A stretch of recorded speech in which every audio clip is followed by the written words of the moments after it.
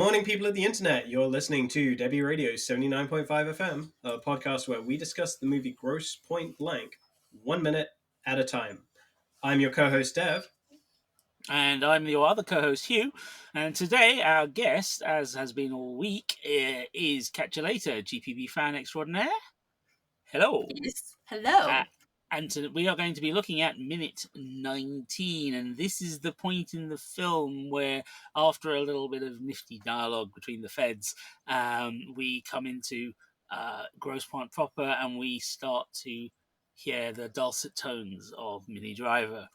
So, having heard the name that we've taken out for our podcast, we now hear the radio station itself, and the DJ, and the voice of the woman who haunts the dreams of Martin Blank. Finally. Yes. It is, I mean, it's a surprisingly long way into the movie, I feel. Maybe. True that. Yeah. But, yes, so before we get into all of that, because it is a great sequence of shots, and we've got some great music playing, we should probably give a last little bit of attention to these two bickering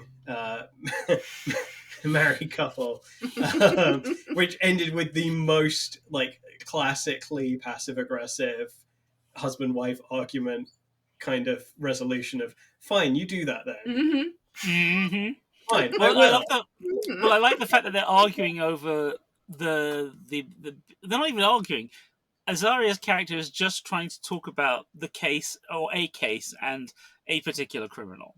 But it's the fact that we have this partner going, but I'm sure I talked to him and I remember him. And he's almost like, and he's like, well, fine, you know him, you deal with him. you can be the one to kill him and then catch up with him afterwards, that kind of thing. And I was just like, yeah, I get that. I get that kind of conversation. It's quite, it's beautiful. It's a lovely moment. You also know that one of the FBI agents throws out his garbage, in my mind, throws out his garbage every time he gets out of the car. And you know, one of them always needs like the Coke cup with its like just half full still and the bottom's really soggy. There have to be. Yeah. But that's I think you're right. Me adding to it. Yeah, it's definitely that kind of vibe. Yeah. Definitely.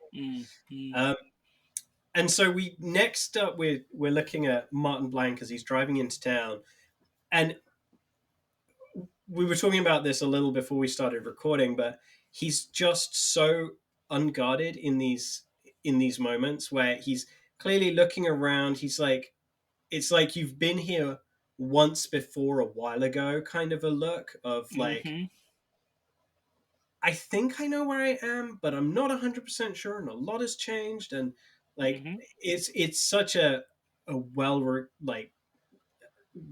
done look that he's giving as he does this, looking around, trying to piece together landmarks. It's so authentic. Yeah, it is. It's that he's doing the smile. When John Cusack smiles in this, it's so genuine and it's so sweet. It just feels like when he's coming into the town and his jaw is slack, it's like a child in mid-wonder, just like, wow, look at all of this.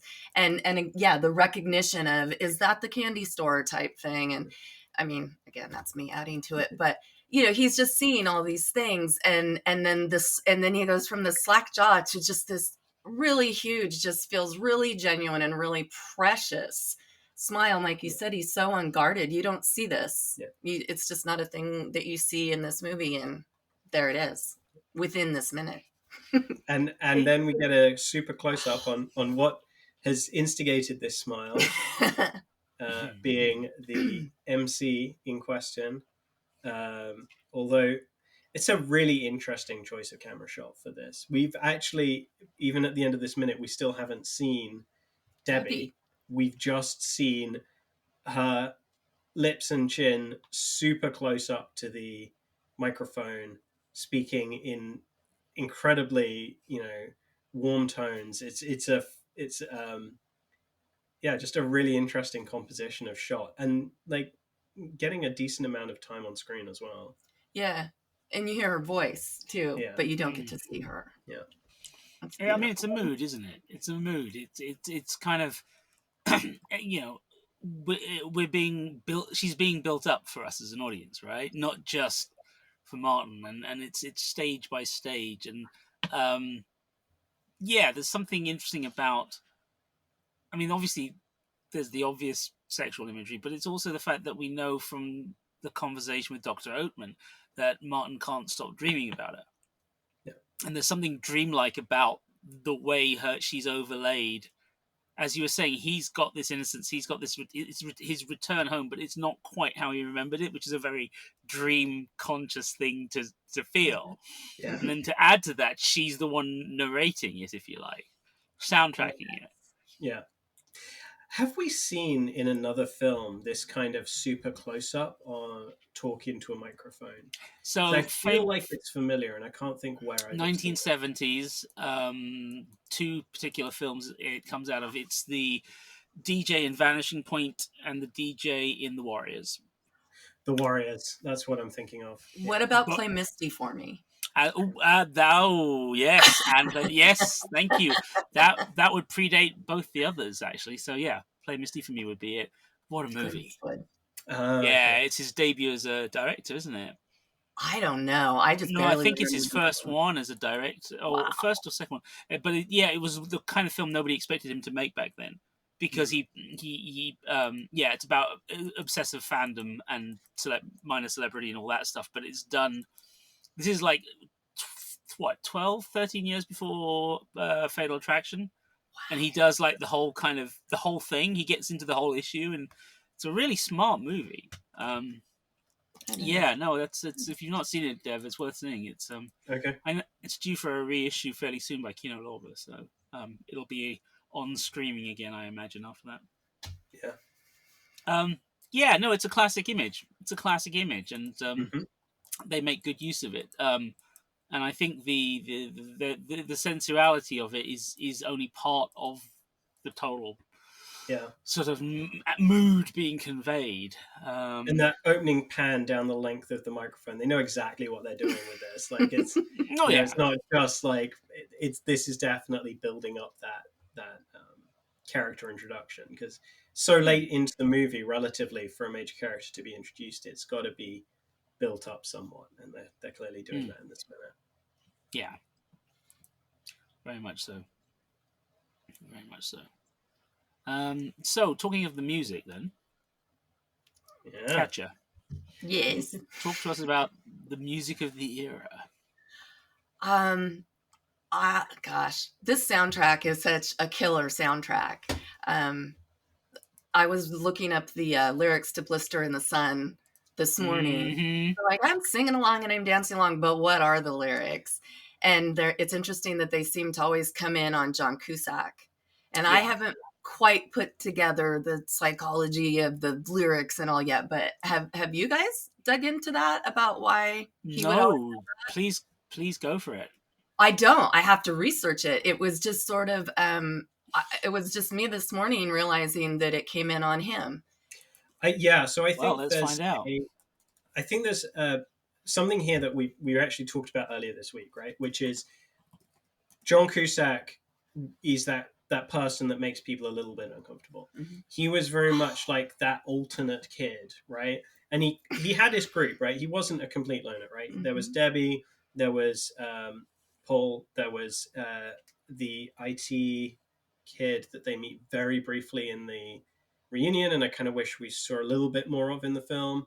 Mm-hmm. I feel like that may have been some of the footage that dropped the cutting room floor, because the character got introduced a little bit better than you'd expect for the amount of time he has on screen. Maybe not so much the guy that's the security guard. I'm really not remembering these character names nearly as well as I should be, considering.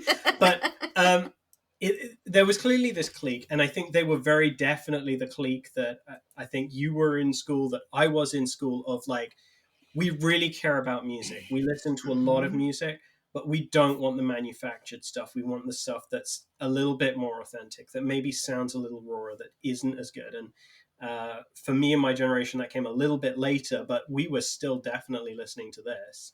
And that, I think, is where, you've got the Violent Femmes, you've got the Clash. There'd probably be Sex Pistols here if if we were actually living their lives. That kind of raw punk into new wave, right? Mm-hmm. And there's also, I think, a little bit later in the Hippo Room or whatever it's called, a nod to where this genre of music is going with the soundtrack choices you get there, because that scene is a stark contrast, because obviously the music's not controlled by the radio station anymore like the rest of the track. And so it is contemporary music, it's 90s music, but the choices there are some very interesting choices that I would not expect to have listened to in a bar in the 90s, in the late 90s, right? I wouldn't expect to hear the Eels playing in a bar in the late 90s, or really anywhere outside of particular radio stations. It's pretty specific. So I do feel like the music is that the thing that was a big part of the identity of this group. It's personalized. It's absolutely personalized. I was in a group in high school, we theater people, and we stand by our soundtracks. and this one was just so juicy. And I really would like to know about, I mean, you did make sense about like a blister in the sun, and he rubs people the wrong way. Yep. I mean, I wonder, is it that literal? I mean, some of the songs are. Armageddon time, right? Like, this is coming up to that big crescendo. It's a little early in the film to be playing it out, but like, this is the lone gunman riding into town on his horse. Yes. And all of the tensions that are going to start building up from that. Yeah. So apparently, Cusack wanted Violent Femmes to update Blister in the Sun for the film, right? He wanted an updated version, so they recorded a newer, slower arrangement with sax, strings, and other instruments, and it was known as Blister 2000. But eventually, Cusack decided to go back to the original arrangement. Unfortunately, the original master tapes of the 1983 debut album had long been disposed of. Euphemism for being junked, and so the Femmes decided to record a new version of the original arrangement. Now, both of these were on a promo CD single, but neither of these actually appears in the film because they're just playing the original, right? However, they did shoot a new music video to go with the new recording of the original arrangement, because obviously, you had to have a music video back then. And so apparently this includes their vocalist, Gordon Gano? As a deranged assassin trying to kill Socks the cat in puppet form, interspersed with clips from the film, which I don't remember seeing, and I now need to find, because that sounds mad. Yeah, I but need that.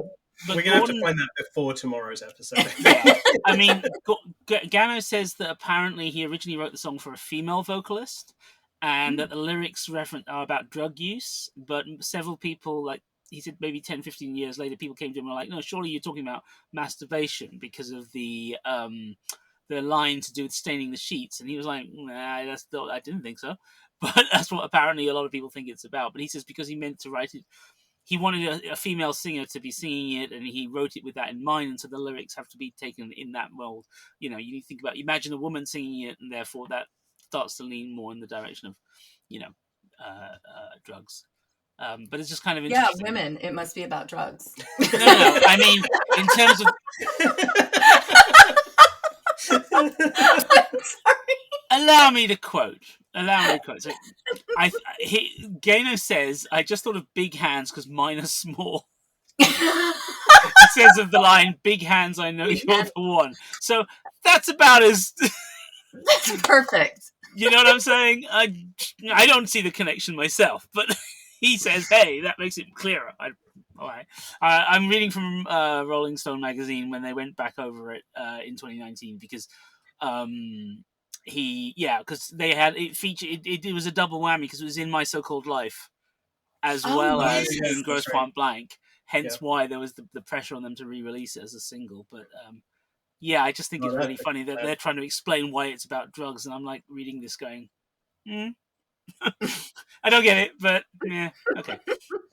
And I think it's Blister 2000 that features on the Grosse Pointe Blank soundtrack as well. Right? Yeah, I think so. I think that's the version that ended up on it. Version that you're listening to. Well, they wouldn't have had the master tape, so yeah.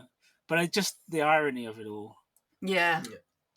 Just hey, let's just redo it. Oh wait, that doesn't work. Let's go back to the original. Oh wait, we can't find it again. Okay, let's redo it again. It's like, wow, okay guys, you really want this song in there.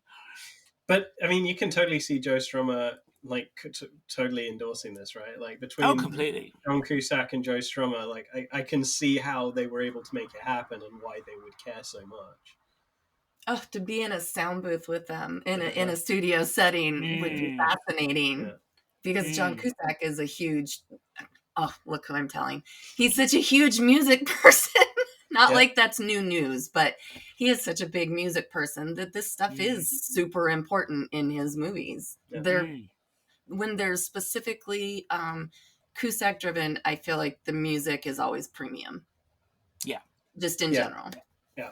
That's not necessarily specific to Grosse Pointe Blank, but it includes it. It does, yeah, and it predates Grosse Pointe Blank, and obviously the next big thing is High Fidelity, which is the movie. And that range is far wider in terms of the type of music they want for that film, and they can justify that because it's a record store, whereas this needs to be specific to time and place. Mm-hmm. Yeah. And it takes you exactly there. Yeah, absolutely. So, before we forget that we need to watch that music video as soon as possible, shall we call it here? Yeah, let's do that. Where does this end? This minute ends... Oh, at her. Her speaking into... This is the beginning. So it's her speaking into the microphone and John Cusack continuing, or Martin Blank continuing to drive through downtown Grosse Pointe. So pretty. Yeah. We're all in awe of Minnie Driver's now. Look, a little town with trees. Well, that too. And the lovely sun. Of the smile he gives when he's talking to the baby in the reunion scene as well. When Under Pressure is playing and David Bowie is singing. Yeah. Yes. That is, you're right. It's that's the child wonder. Yeah. That's what that is. Yeah. Complete. Yeah. And it's the like it's him reconnecting with people in a way that like is where he's struggling at the start of the movie, I feel.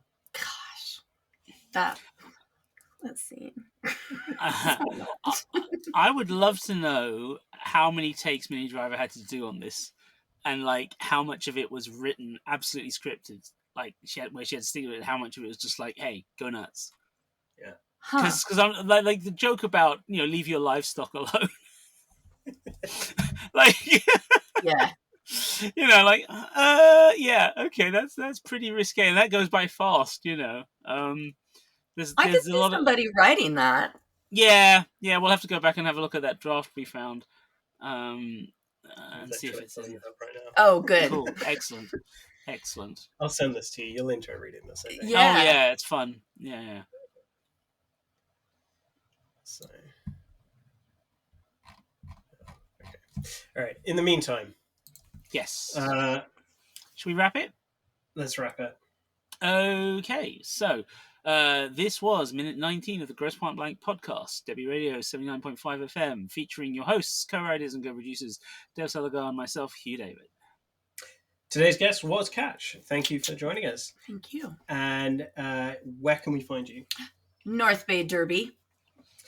And you can find us on all good podcast players, also on YouTube, X, formerly known as Twitter, Spotify, at Debi Radio for all of those, as well as on the website debiradio.com. And in all of those cases, it is Debi spelt Debi. And if you want to talk with us, you can join the Facebook listeners group, Debi Radio 79.5 FM Fan Club. That is, as Dev said earlier, DEBI Radio. Sure was clear that all of this was new. Concentrating hard like a little girl, smoking for the first time.